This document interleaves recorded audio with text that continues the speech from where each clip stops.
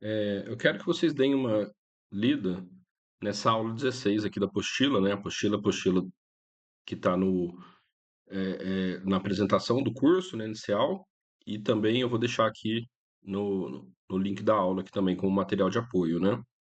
Ela fala sobre operações de fluxo de caixa, né? O dinheiro que entra, o dinheiro que sai, né? E eu tô falando isso porque tem alguns termos aqui que são importantes que ela aborda. Então, principalmente por conta dessa questão da nomenclatura, é, é importante que vocês deem uma lida, tá? Então, nessa questão de dinheiros que entram e dinheiro que sai, né? A gente tem alguns termos aqui, e são termos que são usados muitas siglas, né? Inclusive na HP 12C, que é a calculadora financeira, que eu vou mostrar para vocês depois no próximo vídeo, as contas feitas com tabela price com ela. Então, os termos que estão sendo usados aqui são os termos que são as mesmas siglas que aparecem lá. Então tem o PV, que é o valor presente, né, usado a sigla inglesa, por isso que as letras são invertidas, né? PMT, que é o pagamento, e o FV, que é o valor futuro. É bastante simples essa ideia, mas já é relacionado com uma nomenclatura de contabilidade, tá? Então é por isso que é importante que vocês verem isso, e é um pouco diferente da nomenclatura usada em matemática financeira em si, tá? Então qual que é a ideia do valor presente? A ideia do valor presente é o dinheiro que você emprestou ou eventualmente poderia ser o dinheiro que você investiu também, né? Mas aqui no nosso contexto é o valor que você financiou, né? Ou seja, o valor que você emprestou, tá? Esse é o valor presente. Então passa a ser o valor da sua dívida, certo? O PMT, que é o valor do pagamento, né? É o valor da parcela, né? Por exemplo, no caso da tabela price, que é uma parcela fixa, a gente realiza essa conta do valor através de uma formulazinha ou através da calculadora, como no próximo vídeo eu vou mostrar para vocês. E o FV, que é o valor futuro, ele é o valor depois de aplicadas as taxas de juros, tá? Então esse valor futuro é um valor acrescido, né, do valor presente, acrescido dos juros que foram contabilizados ao longo do tempo, tá? Certo? Então, na nossa nomenclatura de matemática financeira, quando a gente fala de juros compostos, a gente tem essa formulazinha aqui, que é montante igual a capital inicial, né? Que é o dinheiro inicialmente investido ou emprestado. O montante é o dinheiro que foi, né, depois de aplicados os juros. O I é a taxa de juros, né? Sempre em porcentagem, né? Quando a gente fala taxa, é sempre em porcentagem, né? Lembrando que eu falei para vocês que juros é um valor absoluto, né? A coxinha aumentou de 8 para R$ 9, o juros foi de R$ 1. Percentualmente, a taxa é de 12,5%, tá? E N é o número de vezes que vai ser aplicada a taxa de juros, ou seja, se os juros são uma taxa mensal, o N é o número de meses. Se o juro for uma taxa anual, é o número de anos, tá? Então, esses termos aqui é que na nomenclatura de fluxo de custos, nomenclatura de contabilidade, ele toma esses valores. Então, eles tomam essa nomenclatura nova.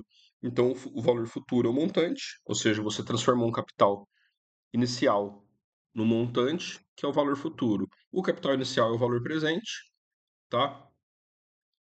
E o que a gente pagar por mês, né, que aqui não engloba na parcela, engloba no sistema de amortização, né, no saco, no price, é que era o PMT, certo?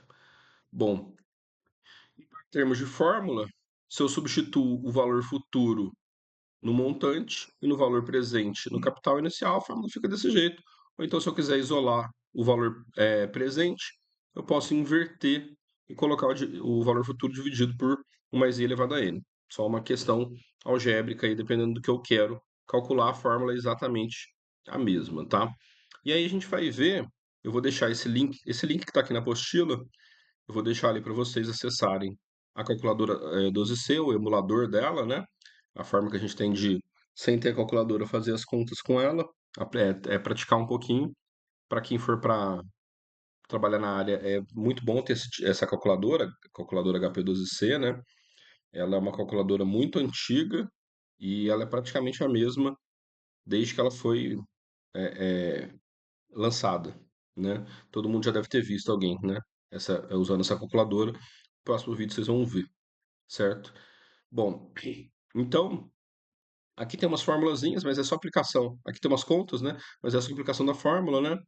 Então, se, por exemplo, em 12 meses, aplicando R$ 1.500 a 2% de juro ao mês, quanto que vai ser o valor futuro?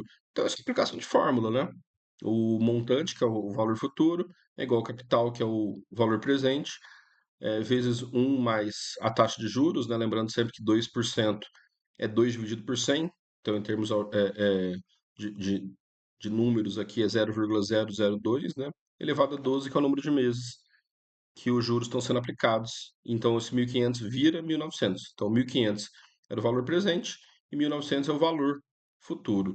Eu posso inverter essa pergunta também e fazer a conta de outra, sabendo outras informações, né? Dependendo do que eu estiver isolando, tá? Então, eu queria que vocês leiam esse capítulo. Vai ter aqui algumas definições mais importantes. E tem essa definição aqui que a gente usa na calculadora, que é importante só para fixar aqui para vocês, que o que que é uma operação pós-antecipada, que na calculadora a gente tem que explicitar, né? A gente vai fazer uma operaçãozinha ali que a gente explicita que a gente está fazendo uma operação pós-antecipada. Ela quer dizer isso daqui, ó. Está dizendo aqui, ó, em linguajar diário é a primeira em parcela só em 30 dias. Ou seja, passa-se o tempo, né, quando a gente contrata um financiamento e o financiamento é um pagamento mensal, se você vai pagar só depois do primeiro mês, ou seja, de cara você fecha o financiamento e não paga nada, esse tipo de operação é chamado de operação pós-antecipada, em que os juros são pagos depois do período, geralmente é mensal, né?